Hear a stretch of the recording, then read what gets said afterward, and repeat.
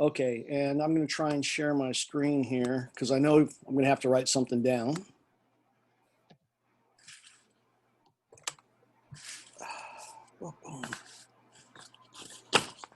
All right, that was you, Harry, that had a question, right? Or a Yeah. couple, or three, doesn't matter. Why don't you go ahead and start with the first one you'd like to ask? Well, the first one I want to ask about is question 1 on the homework, the balancing equations. Okay, so let me pull that up and I can show that on screen here. So I'm going to do a different share screen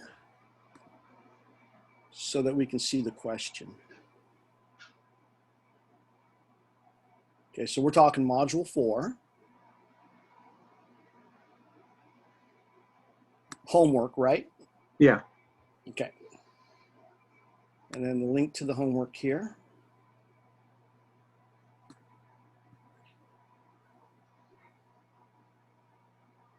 And I'm going to do a new share so you can see what I have on my computer.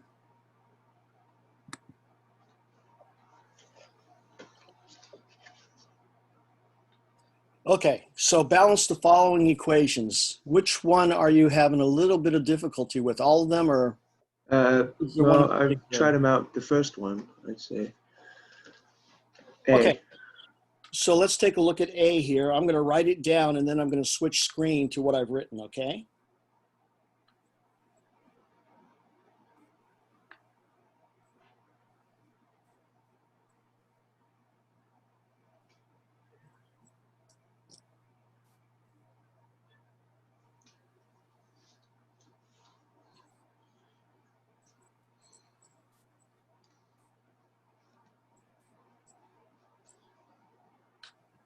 All right, so I'm going to switch screen now so you can see what I've written. Okay, so this is what the problem has, and we're supposed to balance it. I just start with the first element, so calcium 3, calcium 1, 2, and then I see that's the big issue because I could put a 2 here or I could put a 2 here and I'd end up with 3, and I don't know which one is going to be better. So in a case like this, I tend to punt, meaning I move on to the next thing. Now, do you see the PO4 here and you see the H2PO4 here? Yeah. They're not the same, are they? No. However, how many of these H2PO4s do I need to have or can I make out of PO4s? So ignore this for the moment. Just look at that formula. How many of these will make how many of these? Is it just? Don't be afraid. Throw a Is number it out. just? I'm thinking 1 or 2. That's right, 1. 1. Okay. Because if there's a PO4 on the left and there's a PO4 on the right, and there's no other source of phosphorus, then the H2PO4 has to come from the PO4 on the left. Does that make sense? Right. So clearly what's happened is this had 2 hydrogens added to it. So I'm going to use that to my advantage. I have 2 of those here, and here I have 2 of those. So I like that. So that makes me think that I don't want to change the number in front of this one, and maybe I want to change the number in front of this one so I can end up with 2 or 3 calciums total. But we're not there yet. We're going to move on. How many hydrogens here? 2. And how many here? 2. 2. Okay, so I like that, except we've not counted correctly. Oh, but there's How many 4. hydrogens here? 2 4 there, here. and then Yeah. there's 4 there. Right. Good job. So let's fix that. How can we fix that? How about a 2 here? Oh. Right. Okay. So let's move on to the sulfates. How many sulfates? You have 2 now. And how many here? 1. Okay, so remember how I was thinking, I don't want to change the number in front of this because it'll change the number of the PO4s. Right. But I held off. I said, you know what, I'm going to wait a moment.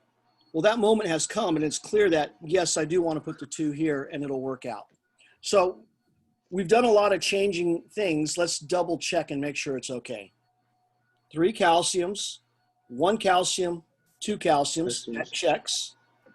2 PO4s, 2 PO4s, 4 hydrogens, 4 hydrogens, 2 sulfates and 2 sulfates, and we're good to go. Oh. Okay? Yeah, no, I got that. A little tricky because of the 2 calciums on this side. Fair enough? Right. Okay. Any of the others from that problem set, or from that number 1? We take a look at D, and then that should be it. Okay, I'm switching screens on you so I can see letter D. So we're looking at NH42 Cr2O7 solid. Oh, sorry, makes N2 plus H2O. So this is one of those reactions where you probably just heat it to make it happen. Okay, so here I'm going to have to, I can't balance by ammonias or ammoniums because there's not ammonium on the other side. So I'm going to do this element by element. 2 nitrogens, 2 nitrogens. Oh, you're not sharing your screen. Oh, I'm sorry. Thank you for reminding me. Sharing the paper. Okay, here's the paper. So here's the formula. I think this was a CR. I may have written this down incorrectly. Let me go back and take a look real quick.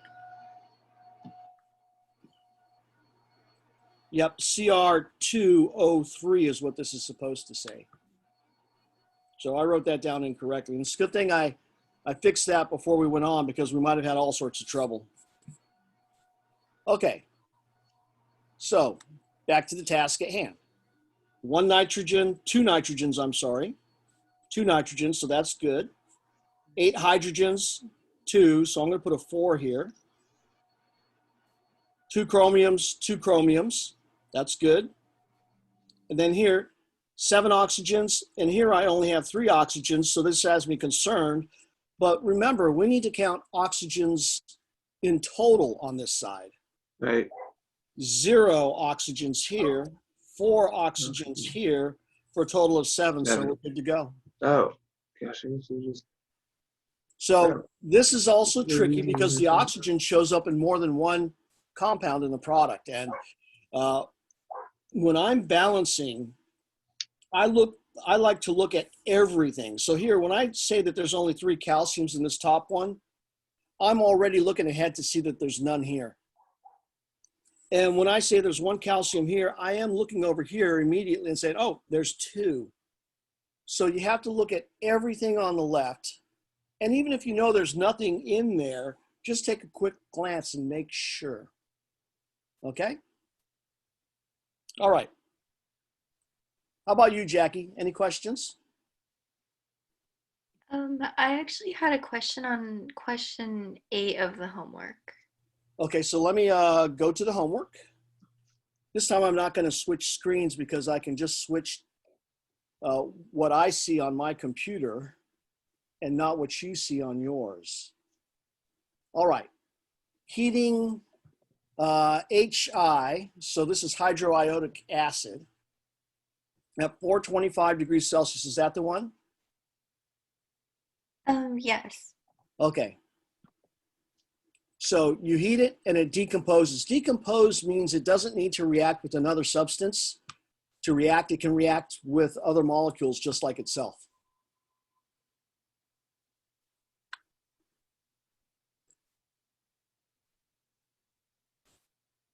So this is number 8.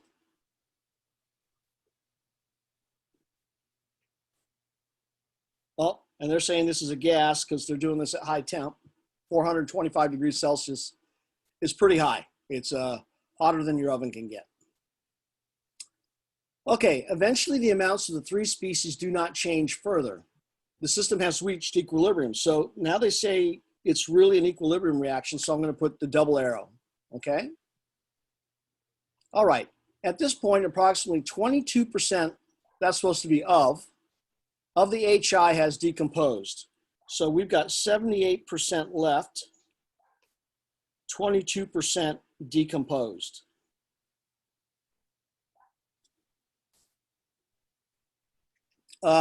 Describe what is happening in this system at the molecular level.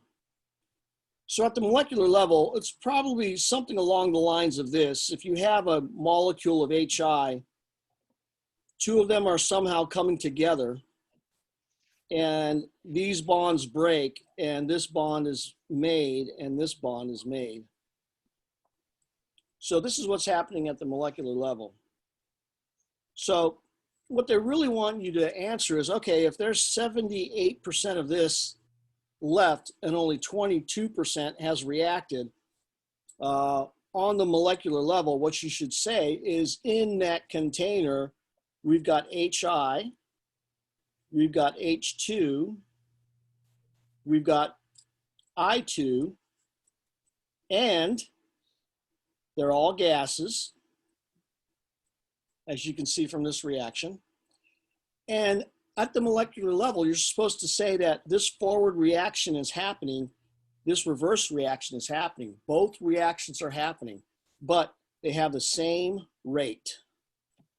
Also, there's more HI than H2 or I2, because 78% of it remains and only 22% has reacted. So if you can imagine for a moment, if we had 100 of these, this is getting a little crowded here, so I'm going to flip this over. I'm going to leave the states off.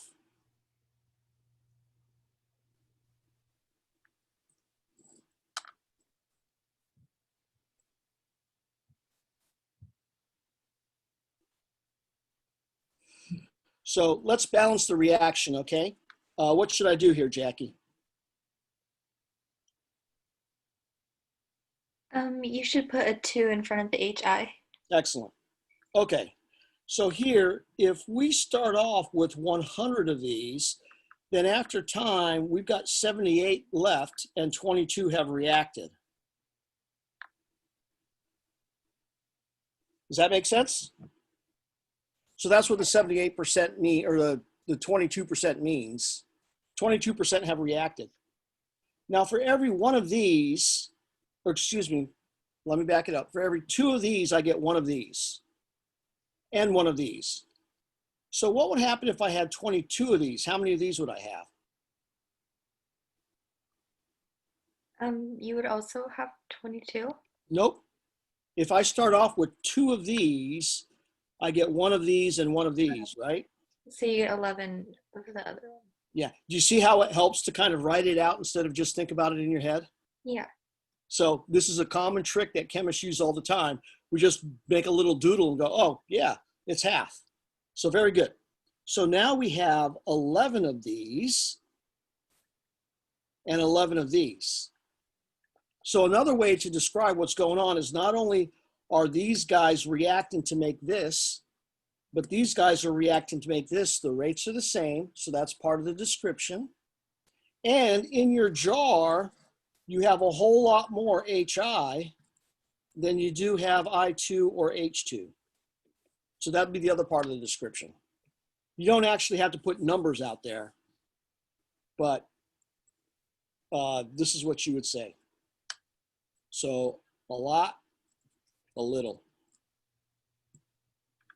All right, Jackie? Yes, thank you. And that's all we're looking for.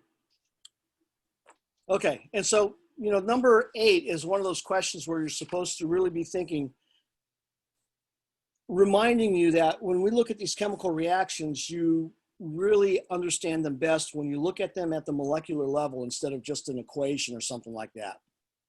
And so the idea there is that is to remind you that every time you see an equation, you ought to be thinking about what the heck is going on. Okay, good questions. Any other questions? Yeah, I still have 2 more related to the acid-base reactions lab assignment. Okay, let me switch my screen here. Well, I'm not going to switch my screen. I'm going to open up the lab you're interested in. So you said acid base lab, is that right? Yeah, the assignment part. Okay. The assignment, not the lab notebook. No.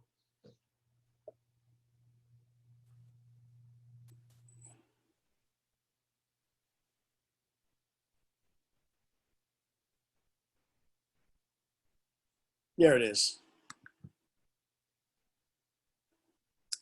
Okay, this one you can see I didn't attach a file. I just wrote it in the window, if you will. And this is a question that's a total aside. It's not addressing your question, Harry, but both of you have looked at these types of things. You saw that the precipitation reaction, you had to go to a link and it opened it up. And you can download that file if you want to, because some people like to print things. And here, this one, it's written inside of the window, so there's nothing to download. You would have to like copy and paste this if you wanted to print it. Which format do you guys like better? I mean, I think both are fine. Yeah, I don't really have a preference either. Okay, no preference is fine. I just wanted to get your opinion because honestly, I think it's easier to write the assignment using Word and making a link to it, because all of these things that I write here, like these equations, they take a lot of time. And the format in this window is a little different than the format in Word. They don't go back and forth very easily. So at any rate, thank you for your voicing what you think there. I appreciate that. Harry, what is your question? Well, it's related with, well, the first one's related with question 6. With figuring out the oxidation numbers and all that kind of stuff, just with figuring out how to do that kind of stuff. Okay, so let me give you,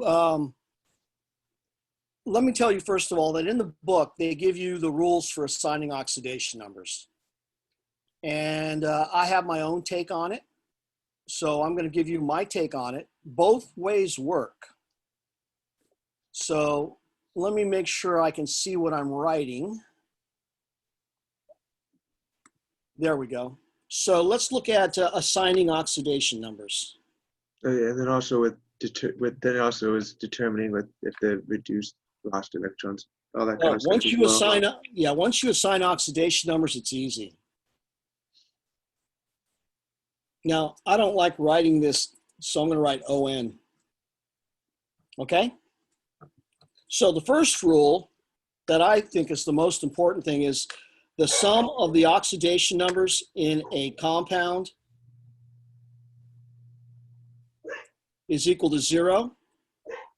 And the sum of the oxidation numbers in a polyatomic ion is equal to the charge on the ion. The other important rule is that every atom in a substance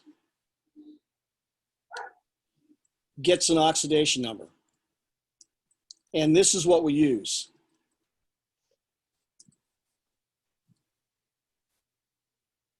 Okay, so these are kind of big overarching ideas. And then the detail is in order of importance. Pure elements, the oxidation number is 0. So if you have sodium solid reacting with something, its oxidation number is 0. I like to write the oxidation number below the element of the symbol because I don't want to write it up above because it might look like a charge. If you have chlorine, it's an oxidation number of 0 for each chlorine. Next is monatomic ions. The oxidation number is equal to the charge. So if you have sodium chloride, which is really made out of sodium ion and chloride ion, the oxidation number on the sodium is -1, +1. The oxidation number on the chlorine, because it's really a chloride, is -1. Now, if you take a look at the first two rules, they are basically rules that say your oxidation number is equal to your charge. What's the charge on a neutral element? 0. So what's the oxidation number? 0. What's the charge on this monatomic ion? -1, so oxidation number is -1. So if you have something like this, Na2S, the oxidation number is a +1 on each sodium and a -2 on the sodium, sulfur. Because this is made out of a sodium, and a sulfur, a +1, +1, and a -2. So this is a +1, this is a +1, and this is a -2. You do not want to write +2 underneath sodium. You don't care what the total is. You just care what the oxidation number is on one of them. Okay, now when we add these all up, what do you get? You get 0 because this is a neutral compound and the oxidation numbers need to add up to 0. Same thing here. When you add these up, you get 0. The oxidation number on this compound in total is 0. Oh. Okay, next rule. Oh. Fluorine in compounds is equal to a -1. So if you have OF2, this is -1 each. So this is in order of importance, mind you. Hydrogen in compounds is equal to +1. So if you have HF, which do you assign first, H or F? And the answer is F. Now, if we sum these oxidation numbers, they should equal 0. So that means hydrogen should be +1, but that also follows that rule. So when you look at H2O, what's the oxidation number of each hydrogen here? +1 each. So based on that, what's the oxidation number on oxygen have to be? -2. Now, next in order, oxygen in compounds is -2. So if we have H2O, you can see how it's a -2. Up here, oxygen's a +2. Why is it a +2? Well, because you have this oxygen, fluorine, fluorine. Each fluorine is a -1. So what does the oxidation number on oxygen have to be to make sure this adds up to 0? It has to be a +2. So why is oxygen a +2 up here and a -2 down here? And the answer is because you assign the oxidation number of fluorine first. And you have to follow this rule. Now, next we have the chlorine, bromine, iodine. The oxidation number is -1 in compounds. So if you have HCl, -1 +1, Br2, 0 each. Why is this 0 each instead of a -1? And the answer is because we have a rule that comes before it that says pure elements are 0. And then you have something like this. Let's see. HClO4. So let's assign oxidation numbers here. Which one do you do first? Should you do the hydrogen first? Yes, +1. Which one do you do next? The oxygen? They're -2 each. So that means if I write it out like this, +1, and I'm just going to put Cl for the oxidation number of chlorine, -2, -2, -2, -2. What does this all have to equal since this is neutral?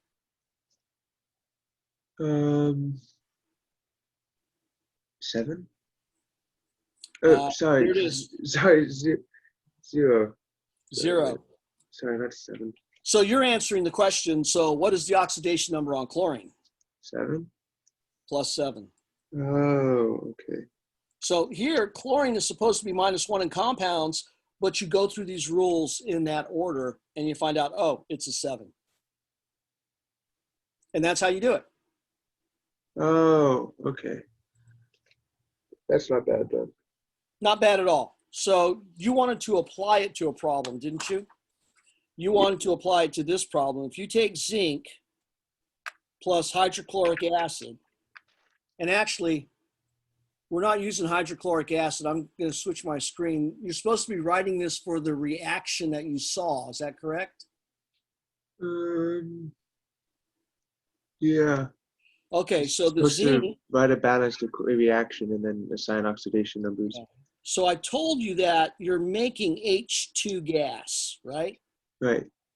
So what's happening here is this hydrogen is reacting with another hydrogen from another acetic acid molecule to form hydrogen gas. So that means you're going to have this left over.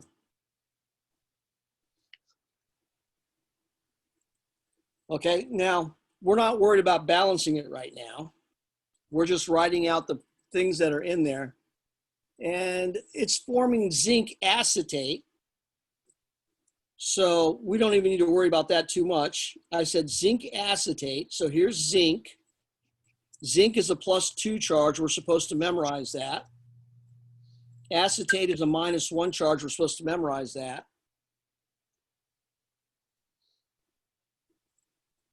So this is what it's making along with hydrogen gas.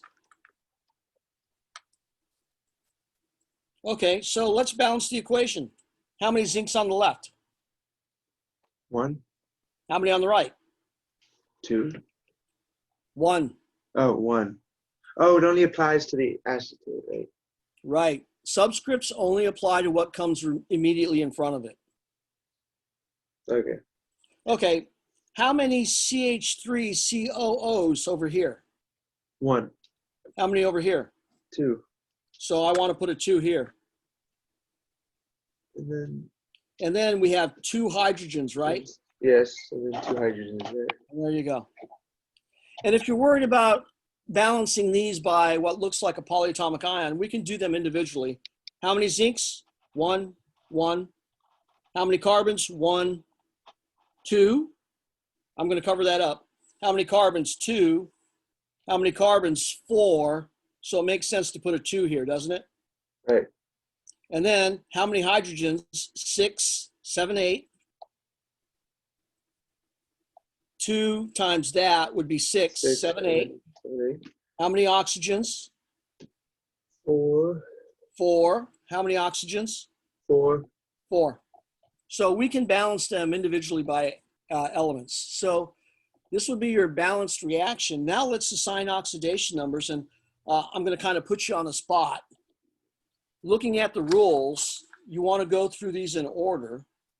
Now these you kind of wait to use a little later, but we're going to start with this, pure elements. What's the oxidation number? Oh, well, for pure element, it was 0. Okay, do you see any pure elements here? No. I don't remember which ones they were. I don't think there is any. Oh, what Is it hydrogen? What is zinc combined with? Zinc's combining with acetate. No, I'm asking you right here. What is zinc with right here? Just itself? Itself. Does that mean it's pure? Oh, yeah? Yeah. Oh, whoops. So what does the formula of a pure element look like? It looks like this, or this, or this, or this, or this, or this, or this.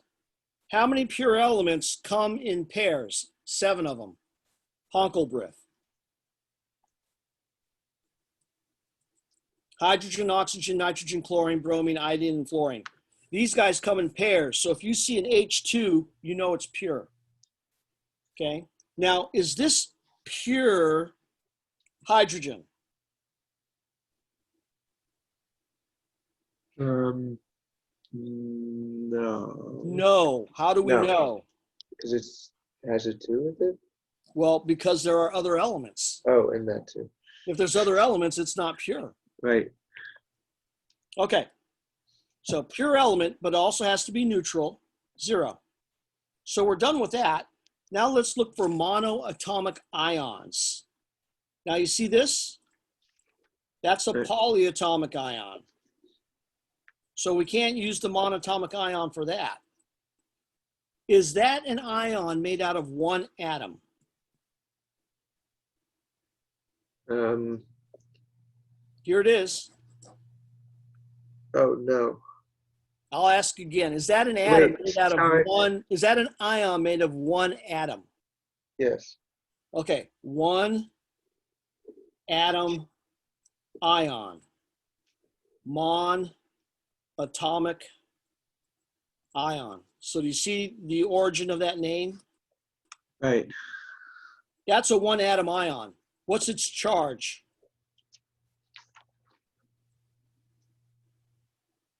Oh, 2 plus.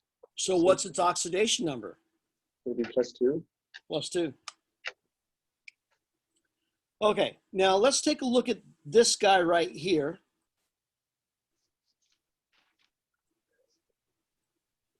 So there's 2 of these. Are you with me?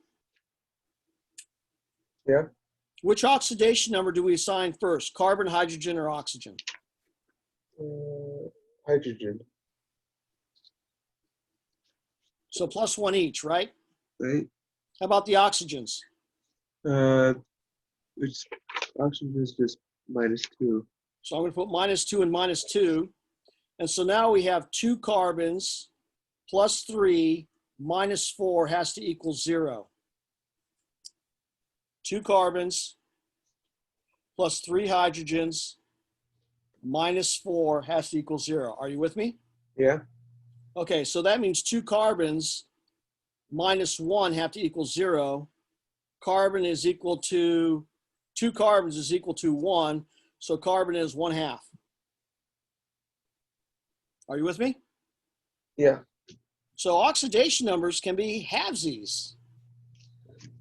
Now let's take a look at this guy here. Which one do you want to assign first, carbon or hydrogen? Hydrogen. So these are +1 each and +1 here.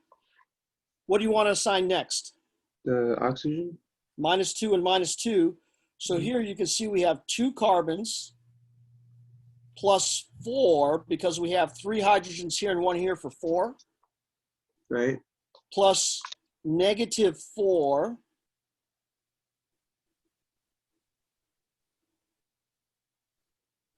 Just 0. is plus -4 is what? Which should be 0, right? 0, wouldn't it? Yeah. So the carbon should be 0. If I've done it right.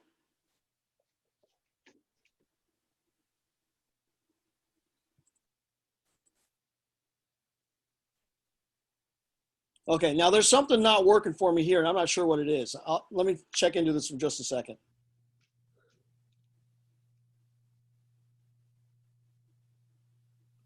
For the first like oxidation numbers that you did for the CH3COO minus, shouldn't it be equal to -1? Or is it just Thank you, Jackie. So go back here, Harry. This Oh, right. It should be carbons should be -1. And Jackie just saved our lives. So 2 carbons are equal to 0, so carbon is 0. And here carbon is 0. Good catch, Jackie. Okay. So this is a big mess. This shows you kind of the work that we've did to get there. Now I'm going to rewrite it.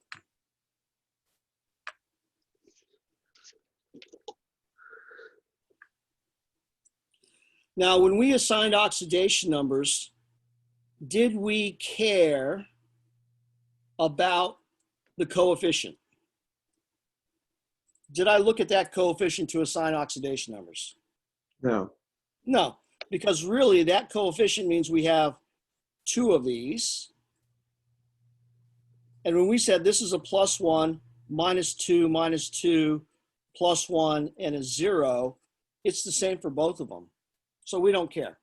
So I'm going to write the oxidation numbers here. 0, +2, 0, 0, +1, -2, -2, and +1, 0, +1, 0, -2, -2, and +1.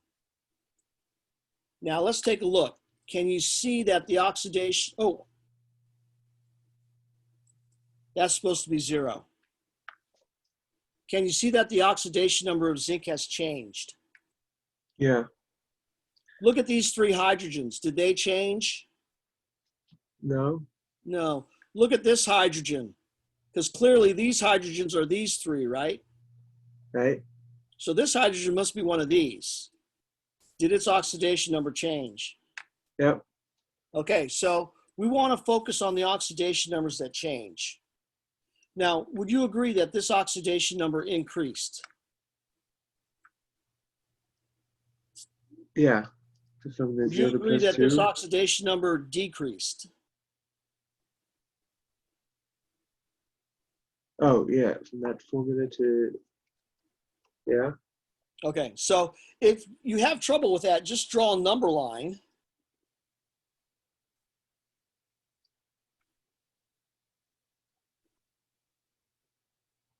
So if you go from +1 to 0, that's a decrease. Do you see how they match?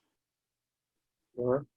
And if you go from 0 to +2, That's an increase. that's an increase.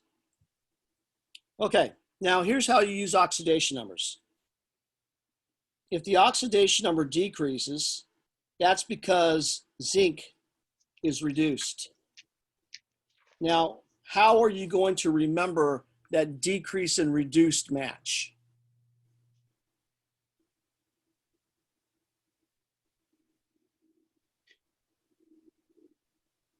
Oh.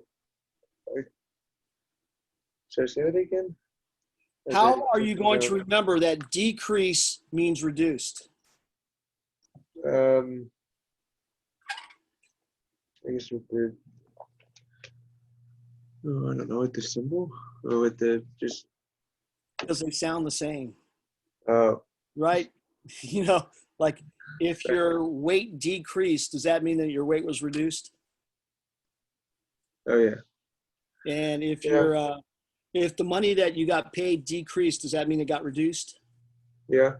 So the deal is decrease and reduce are synonyms. Okay, if it's reduced, that means that zinc got rigged. So you might be wondering, what the heck is rig? And where does rig come from? R is reduced. Rig, the R is reduce. Rig stands for reduction is gain. So gain of what? Zinc gains electrons.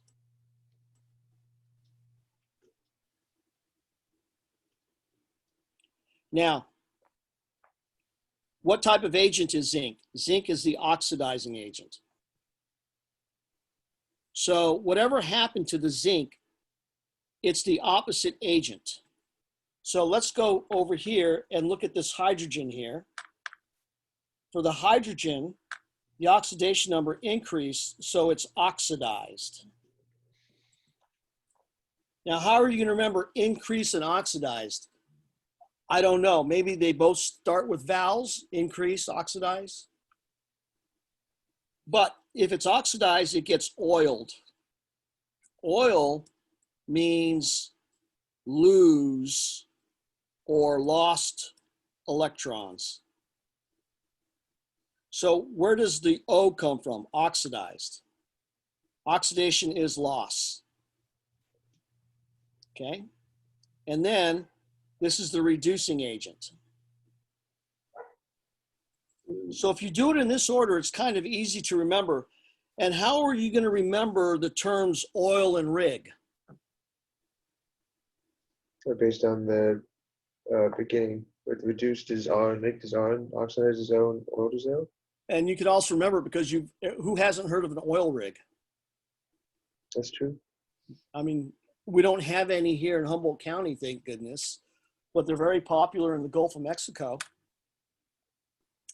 Actually, I should say we don't have any in Humboldt County, but we do have some, I think, in Southern California. They're those things that you put out in the ocean that dig for oil underneath the ocean floor. Yeah. Oil rig. So oil rig helps you remember what loses electrons and what gains electrons. This is not in the book. It's something I put into the lectures, and it's something I want you to know. So this is how you use oxidation number. If it decreases, it's reduced. If it's reduced, it's rigged. If it's rigged, it gained electrons. And again, if it's reduced, it's the oxidizing agent. So let's take a look at another reaction real quick, okay? All right. This is not one I assigned, but it'll help you with oil rig.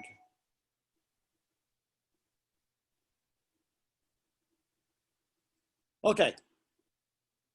So this is a reaction that occurs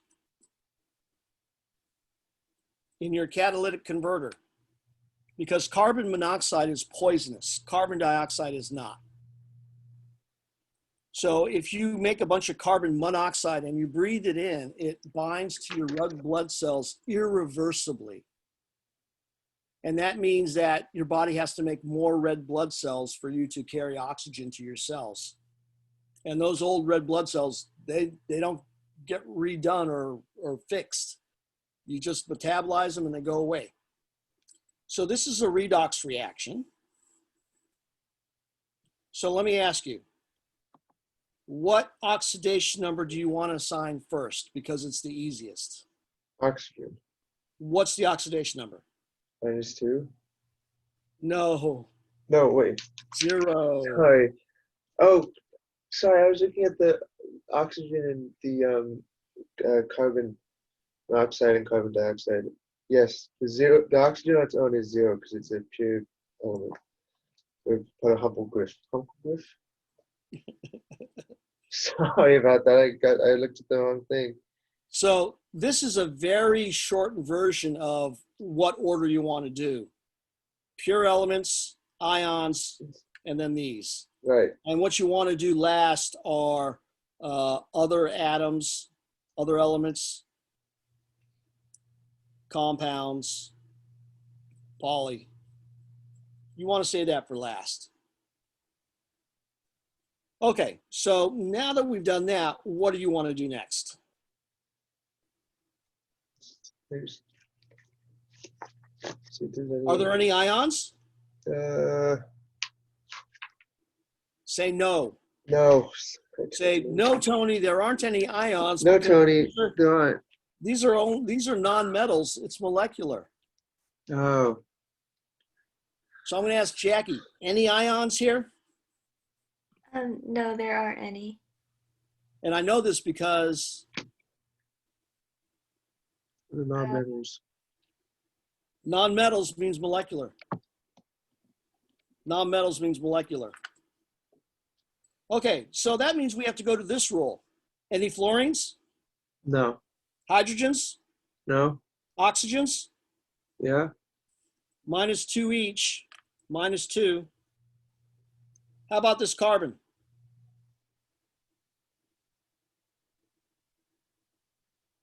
Would be, if we wanted it neutral, would it be +2? That's right. How about this carbon? Would it be +4? Right. And we don't want to say to be neutral. We want to say so that the oxidation numbers add up to 0. Oh, okay. Okay. So Jackie, Harry, you have the Yeah. oxidation numbers. I want you to do the increase, decrease, oil rig, lose gain, reducing agent, oxidizing agent for what you see here. And when you're done, give me a little thumbs up.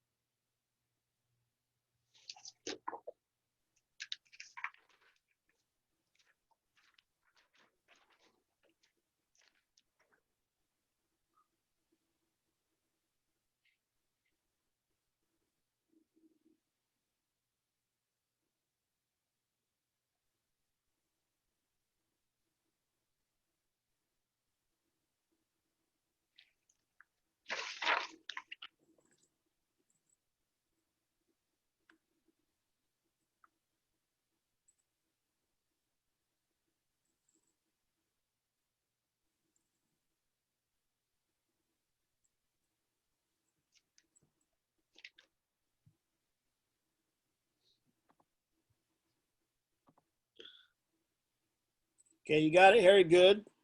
I'll show you my answer in just a moment.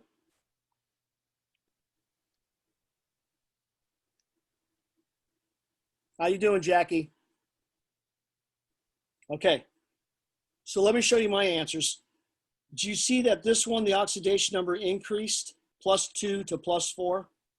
Yeah. And here, the oxidation number decreases because you go from 0 to -2. So here's what I'm going to do. I like to go with decrease first. This is reduced, which means it got rigged, which means it gained electrons, which means because it got reduced, it's the oxidizing agent. Wait, hold the phones here. Oxygen's an oxidizing agent. Fancy that. Okay. Now, here, what do we do for increased? We do the exact opposite. Not reduced, but oxidized. Not rigged, but oiled. What does the L mean? Lose electrons. Don't write this. That's lose, that's loose. And the reason we confuse that is because of these two words here. How do you pronounce that word? What? Choose. Choose. How do you pronounce that word? Lose. Lose. They're pronounced the same way, but they're spelled differently. How do you pronounce this word? Well, if this one is choose, you'd think that one is lose, right? But it's not. It's loose, like tooth.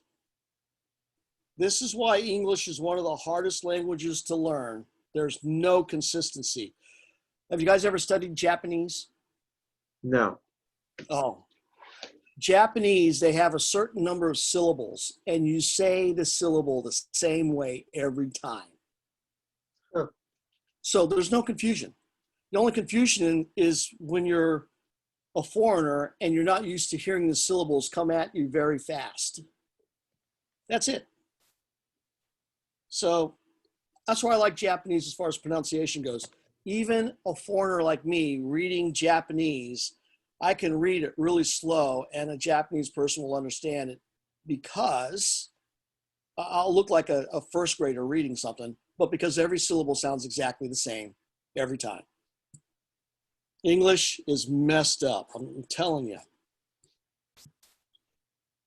And that's why I'm no good at English. All right, so lose electrons, and because it's oxidized, what type of agent? Oh, it's a reducing agent? Right. So here, these are terms you need to remember.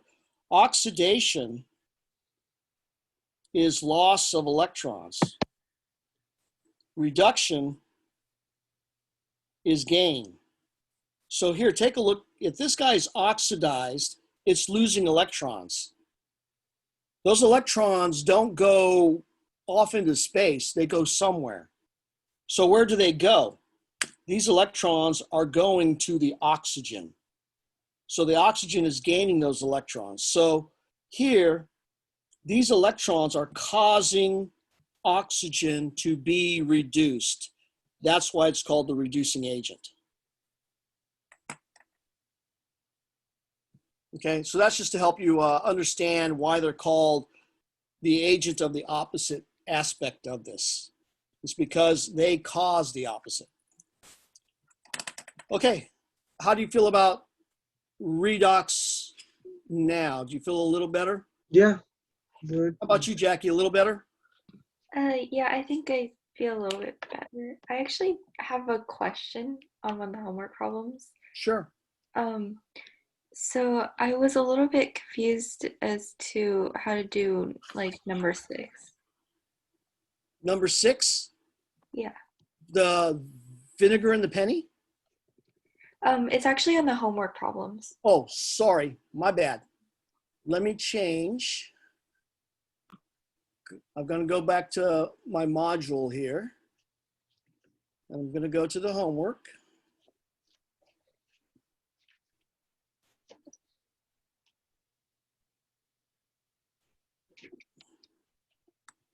I'm glad you guys have questions. I have all sorts of stuff prepared for end of the chapter problems, but I'd much rather address things like this.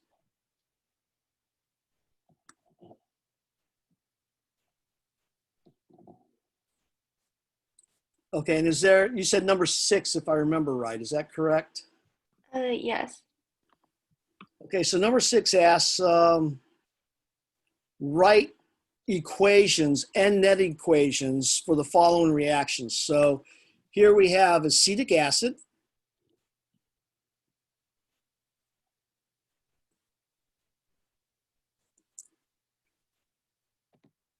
a weak acid, and strontium hydroxide, which is aqueous. So the first thing we have to understand here is that this is an acid-base reaction. I know this because this is an acid and this is a base. Secondly, when you balance acid-base reactions, you want to make sure that the proportions are 1-to-1 or 2-to-2 or 3-to-3 or 4-to-4, et cetera, et cetera. I'm going to stop at 4. And when these things react, you make exactly 1 H2O. If you have 2 of these and 2 of these, you make 2 H2O, and so forth and so on. So when you're balancing these reactions, you want to make sure that the number of protons equals the number of hydroxides. Now, in acetic acid, this is the only one that becomes an H+, the only one out of all 4 hydrogens. Here, you have 2 hydroxides, as we can see by the subscript here. So is this the match we want for a balanced reaction? No, you would have to add a 2 in front of the acetic acid. Fantastic. So we're going to put a 2 here, and now we do have 2 hydrogens. How many water are you going to make? 2. Excellent. So balancing these is really easy once you figure out how many H pluses and how many hydroxides. There are a few tricky ones. This is one of them. Okay, now let's take a look at what we have over here. For the rest of this, you just put the rest of the stuff that hasn't reacted, and it's going to be an ionic compound. So I'm going to underline the things that haven't reacted. This hasn't reacted, and this hasn't reacted. So what are we going to put first, this metal atom or this polyatomic ion? We would put the metal atom first. Right, because it's actually a metal ion. How many of them? There's only one of Okay. How many of these?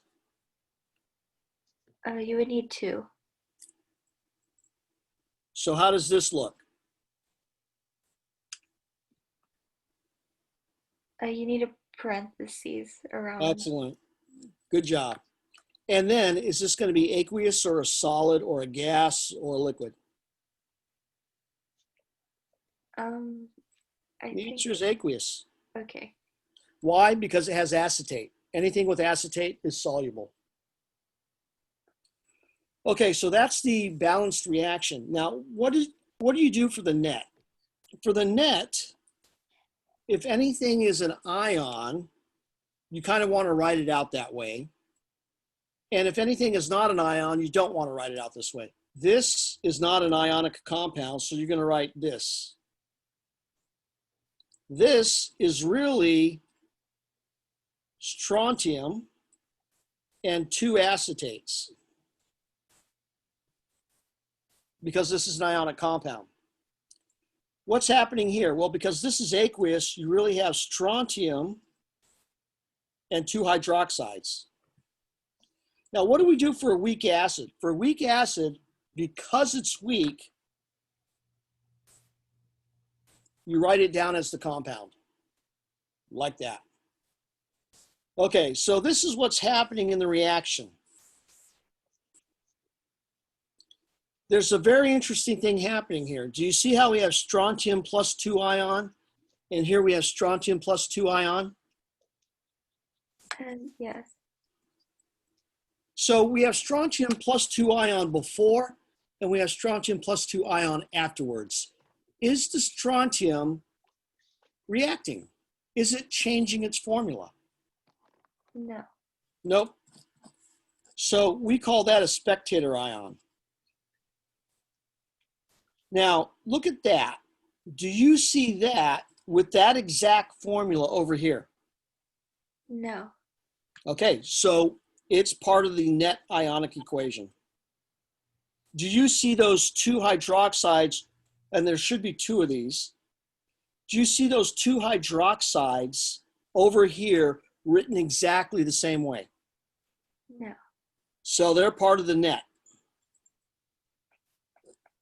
Do you see, well, the H2Os we already brought down. Do you see those two ions written over here exactly the same way? No. So we write them down. So that's how you write your net ionic equation. We don't really need to do this, but it helps to do it. So these are your two answers. Here's the reaction, and here's the net. You should put aqueous here, and aqueous here. Okay, Jackie? Okay, thank you. Let's try another one though, real quick. Let's try B now. Okay? So B is aqueous sodium hydroxide. So NaOH aqueous. And aqueous ammonium chloride. Ammonium is this, and that's chloride. Now this is another tricky one. This is an acid, and it has one proton. Okay, that being said, how many hydroxides on the left? There's only one. Good. How many protons on the right? 4. One. Oh, 1. Right. So this is weird, like this guy. How many protons in that guy? Only 1. 1. How many in this guy? 1. 1. Okay. How many in this guy? 2. How many in this guy? 3. How many in this guy? 3. Okay, so usually the number of protons you start with is, or the number of hydrogens you start with is the number of protons, agreed? Yeah. But when the protons are kind of hidden behind, like they are here, it's usually just 1. Oh, okay. Okay? All right. So, do we need to change coefficients? No. Okay, how many waters are you going to make? Only 1. That's right. What's left over? Well, is the sodium left over? Yes. Yep. Is the chloride left over? Yeah.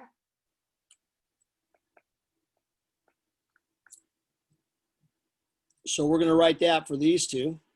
But there's one more thing left over. Take a look. Have we accounted for all the hydrogens? Oh, so you would have an ammonia? Yes. Excellent. And this is a gas.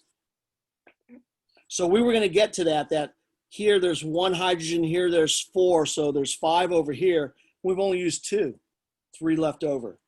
And we haven't accounted for the nitrogen, so that's the other product. So this is one of those gas forming reactions where if you mix an ammonium salt with a base, you get ammonia. All right, let's look for the net. Since this is dissolved aqueous, you really have sodium. I'm leaving aqueous off of this just because there's not enough room for me to write it. What happens when this dissolves? You have NH4 plus Cl minus. Here, you just bring it down. Here, this is dissolved. And here, since it's a gas, you just bring it down. What are the spectator ions? The sodium and the chloride. Right.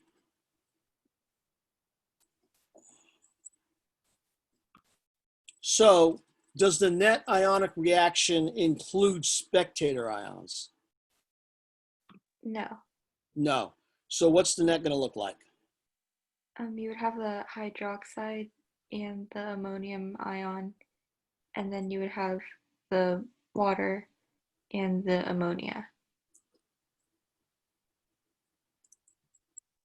And now, since there's room, without me spreading this all out, I'm going to put the states in.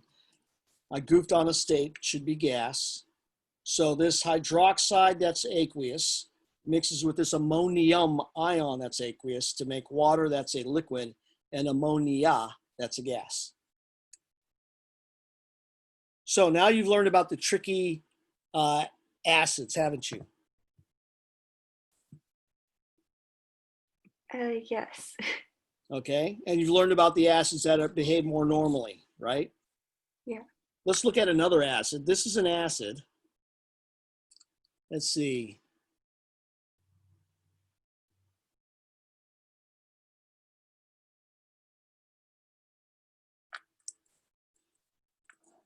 How many protons there? 1. It's actually 2. Oh, okay. And you remember how this one is a proton that reacts in water? Yeah, How many of those? there's 2. That's why it's 2. Oh, Okay? Yeah. So that's all the tricky stuff about the acids. Let me give you the one tricky base.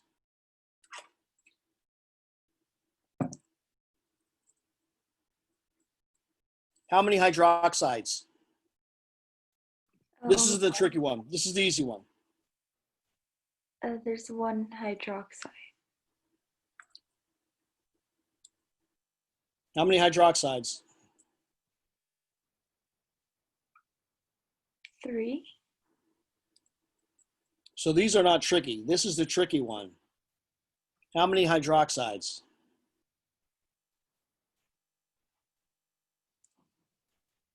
1. So where is it? And the answer is it's right here because this is in water.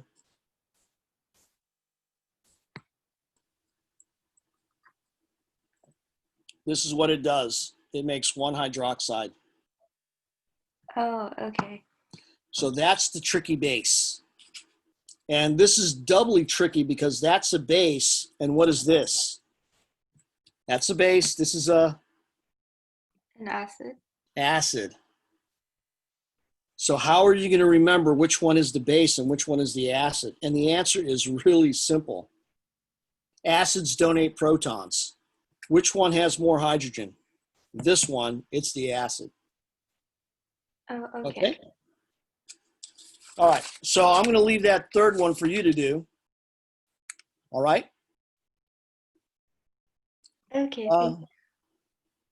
Yeah, you're welcome. Now, Harry, I thought you said 3 questions, but I only remember you asking 2. Oh yeah. My other one was just if we could just take a look at number 8 on the reaction labs assignment. The acid The base. acid base and all Yeah. that? Yeah. Surely. Just at number 8, just at least 1 or 2 of them. Okay, so what I'm going to do here is I'm opening up that assignment.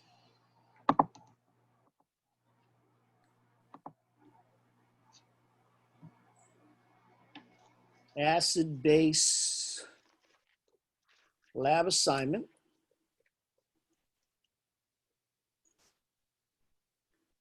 So below are examples of a precipitation. Ask that one, right?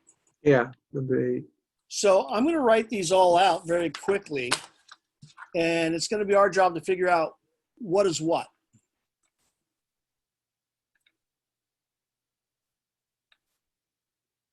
I'm going to leave the states off. And this is basically, we're trying to classify reactions. And you have 4 choices. Your choices are acid-base, redox, precipitation, or gas forming.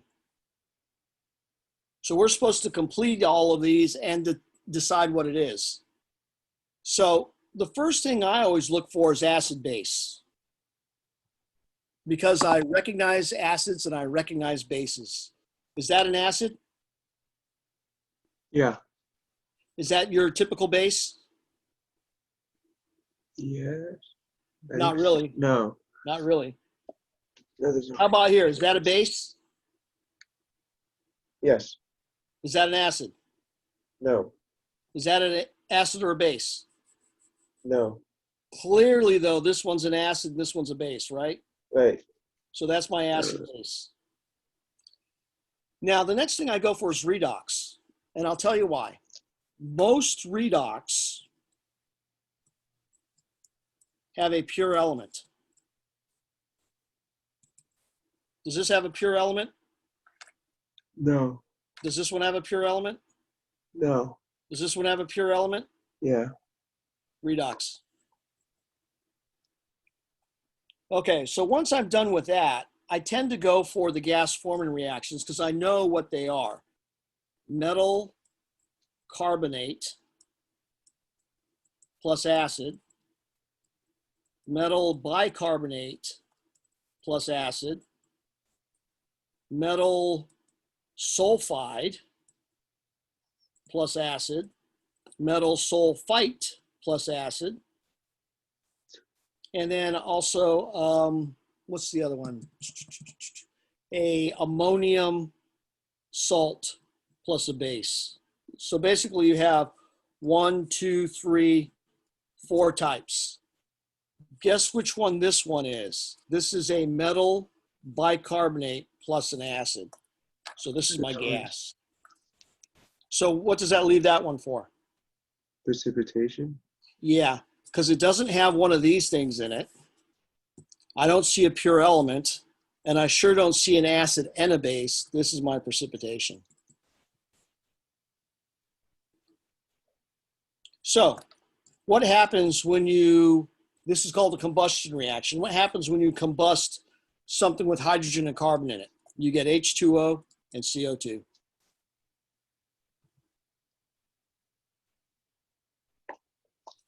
For our acid base, how many protons here? 3. How many hydroxides? 1. Is that the match that we desire for a balanced reaction? No. How can we adjust it? Put a 3 in front of lithium. And how many water are we going to make? 3. How many lithiums are left over? Would it be 2 lithiums? Well, there's 3 there. What happened to But the they're other not one? used. Sorry, so it'd just be 3 lithiums still. How many BO3s left over? 3? Nope. No. Wait. Would it be 2 of them? Isn't that what this formula means? HHH, BO3? Yeah. How many of these left over? 3, right? Or is 1. it 1. How many BO3s? Oh, Not how many O's. Sorry. Yes, just 1. There's only 1 BO3. And there it is. Is this soluble or not soluble? Would it be? I think it. Would it be soluble? Group 1A, soluble. So it'd be soluble, yeah, because of the lithium. So aqueous. How about here? The key to these reactions is this.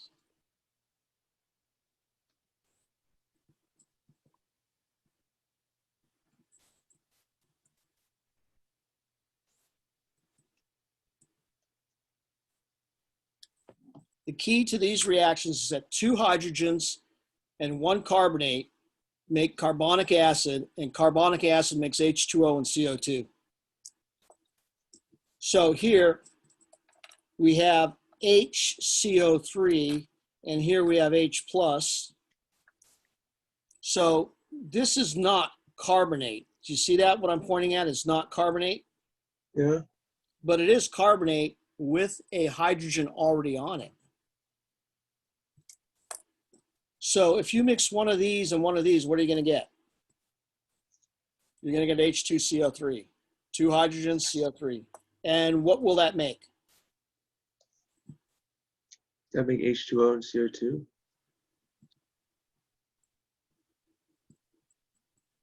Is H2O a liquid or a gas?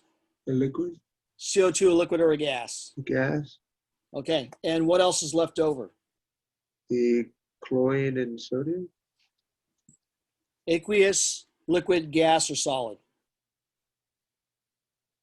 Would it be aqueous? Aqueous. Now this one, you have to figure out what the precipitate is. Do you remember how to do that? No, not really, no. Well, you've got a copper 1 ion, you've got a nitrate ion, you've got a sodium ion, and you've got a hydroxide ion. What are the possible precipitates that could form? I'm just writing them all down.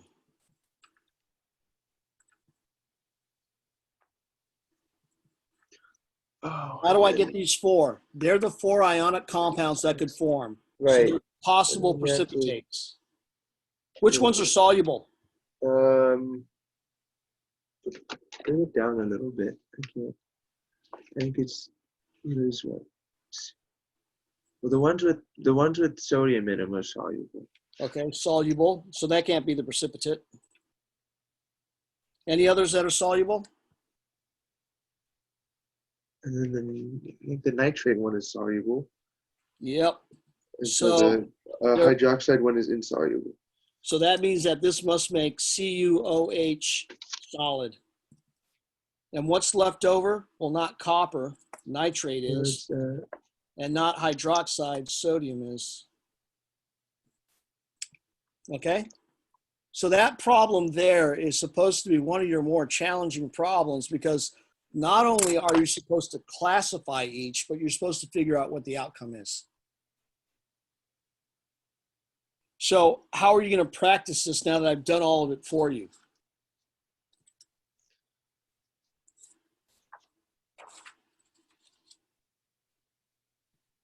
It's a real question. How are you going to practice it now that I've done it all? Please either look at the back of the book or Nope. there is a homework question, please, but Here's what you do. I gave you all the answers, didn't I? right.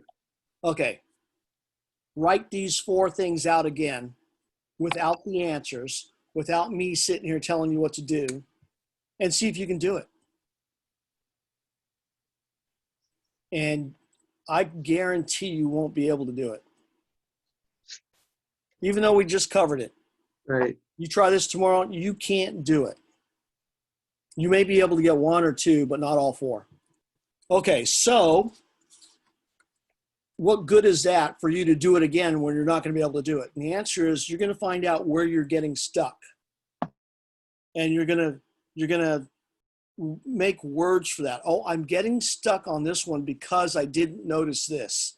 And so you're going to learn what to look for as you do it. Are you with me there? So just because we've done a problem once doesn't mean you know it. How do you know it? You practice it. It's kind of like when you're an apprentice somewhere and you're making horseshoes. The guy says, okay, so the first thing I want you to do is I want you to heat this thing up till it's red hot. And then I want you to pound on it with the hammer and start bending it. So how are you going to know that you're really doing it after he showed you how to do it once? You got to stick the horseshoe in the fire and see if you can bend it. You with me? Yeah. And that farrier doesn't expect you to be able to make the perfect horseshoe just from watching him do it once. He expects you to be able to make the perfect horseshoe after you practice it many, many times. So I expect you to practice this many, many times. Fair enough? Yep. All right. There's no shame in not getting it right the first time. That's how you learn. All righty, Jackie, thank you for attending. Harry, thank you for attending. We're good deals past an hour, so we're just going to cut it here. And hopefully I'll see you Friday. Remember, we're going to have a quiz on Friday over this next section, Module 4. All right, you can turn your mics on and say later. Oh, see you guys. Bye-bye.